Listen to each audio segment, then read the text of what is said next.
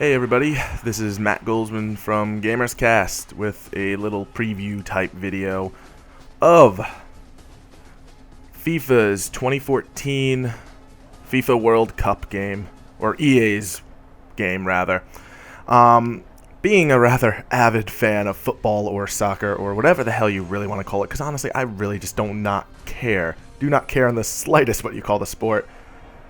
I'm an avid fan of that sport, and I decided to make this video because the demo for the FIFA World Cup game is finally out. And I say finally because I don't really know why, because I completely forgot the game was coming out. Then all of a sudden I saw a demo was out, and I was like, you know what, I'll give it a whirl, because I've always liked FIFA. As far as sports games goes, I guess you could say it's my favorite one. Unless you consider racing and then Mario Kart, but that's a bit of a stretch. So as far as like legitimate like sports games goes, FIFA is probably one of my favorite. Definitely up there. Even though I've always had my gripes against FIFA, so I guess it's not really saying that much. I've always really enjoyed FIFA. Probably because of my enjoyment of the actual sport. But this time the World Cup game came out.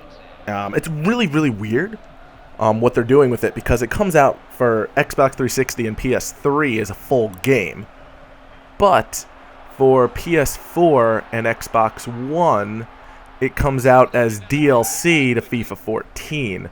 Now in the past, the DLC that EA has done for FIFA has been very odd. The last example we have is the Euro 2012 expansion for FIFA, I think it was 12, yeah, for FIFA 12, I guess that would make sense. And that one was really peculiar, because I don't know how rights exactly work, but they already had the rights to players and whatnot for FIFA. But when they added countries and stuff in for the expansion, nobody had their actual names, even though those actual named players were in actual FIFA. And it was really weird. So you had Gareth Bale in normal FIFA, and oh god, I forget the horrible pun of the name they gave him. It was like Garth Barry or Garth Hey. It was something really silly. Really silly. So I have no idea what they're going to be doing with the DLC of that. I assume they would still have all the rights to stuff, but they'd also have to add a fair amount of countries in to the DLC in order to have it as the same. I don't know. As far as next gen goes, I can't judge it at all. But with the old game, it's not using the new next gen Ignite engine. So if you really like that Ignite engine, you don't like the last gen version, hold off and see what the hell they do with the DLC, because as of right now it does not make much sense to me what they are planning to do with that DLC or how it's going to be at all. It could really go anywhere. But as for the gameplay itself in the PS3 build of the game, didn't feel any different to me, to be perfectly honest. It felt like the exact same game. The menus and the aesthetics are radically, they're very colorful. It has a very colorful, very nice, very bright, very vibrant sort of aesthetic to it, a World Cup sort of thing, kind of like the last World Cup game, if I recalled. Though I don't really have that many fond memories of the previous World Cup game, because at the time, for whatever reason, I had it for the Wii, and I believe I made a video of us playing that, and we basically constantly make fun of it. We call it FIFA in jest. But yeah, this game seemed pretty much, as far as gameplay is concerned, it seemed exactly the same, with one exception I noticed. When you go to take a corner, if you D-pad down, it will give you an option of tactics that you can do for the corner. And I've never noticed that in any FIFA before. And it's actually really nice. Telling a guy to make a run for near post is a really nice addition, and I really like it.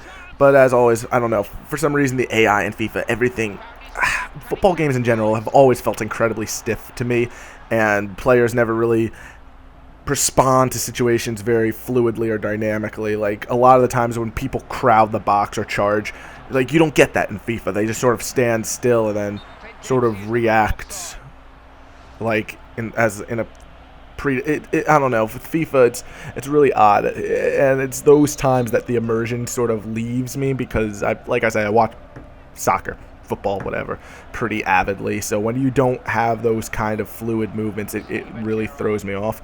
I really like that they added those tactics in because it makes it's another level of realism to make the game a bit more immersive, and I like it. Other than that, nothing else has really changed. They do a lot of crowd shots. They show people cheering a lot in this game.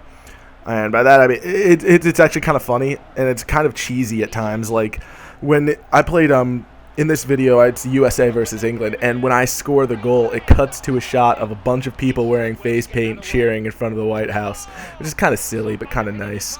But yeah, but it's weird because they only seem to really do the crowd shots in the World Cup games. I think they did a few sort of crowd shots. They definitely upped the crowd a lot for the next gen versions of FIFA 14. But it's really weird that they only do crowd shots for the World Cup games. I guess it's supposed to make us feel all united and all one thing and whatnot. I don't know. Overall, though, it's a World Cup game. If you really want to play against Zimbabwe or Ghana or whatever, go ahead, buy the game.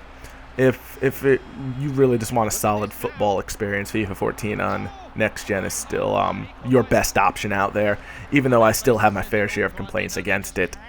That's really all I have to say about the World Cup game.